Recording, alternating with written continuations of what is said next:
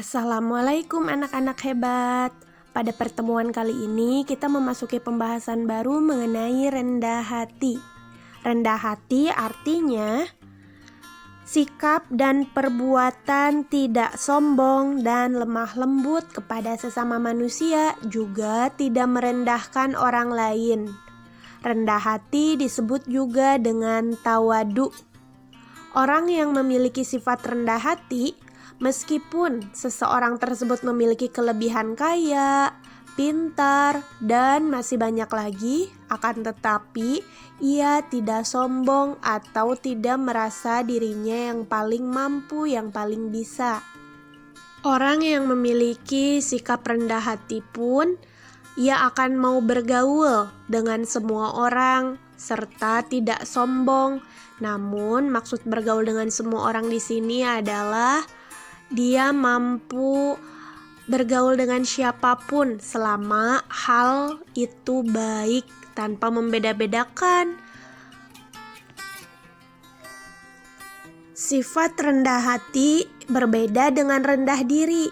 Jika rendah hati selalu berusaha menghargai orang lain, tidak merendahkan orang lain meskipun ia memiliki kemampuan lebih.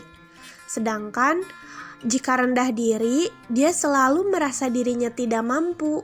Bisa disebut juga dengan minder.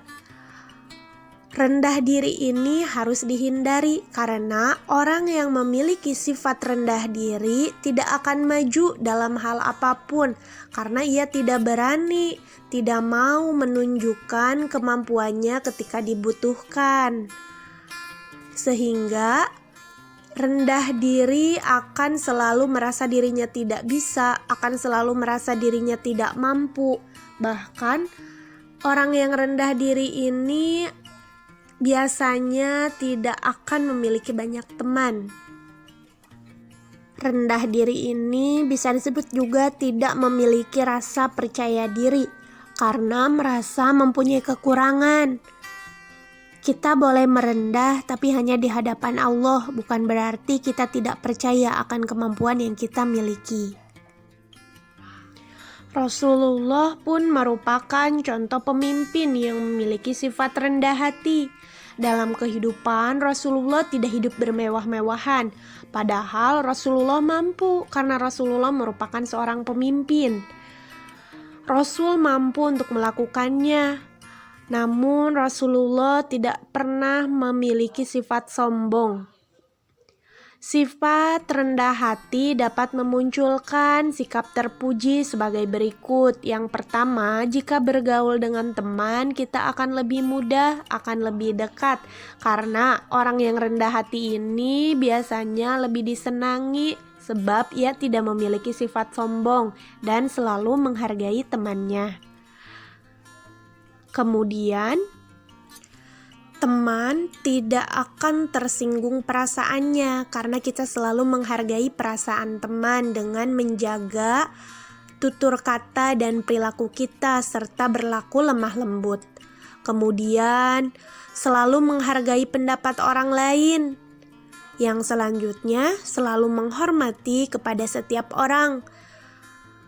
Orang yang memiliki sikap rendah hati pun akan dicintai Allah, akan disayangi Allah. Tidak hanya oleh Allah, oleh sesama makhluk pun kita akan disenangi, akan disayangi, sehingga akan memiliki banyak teman.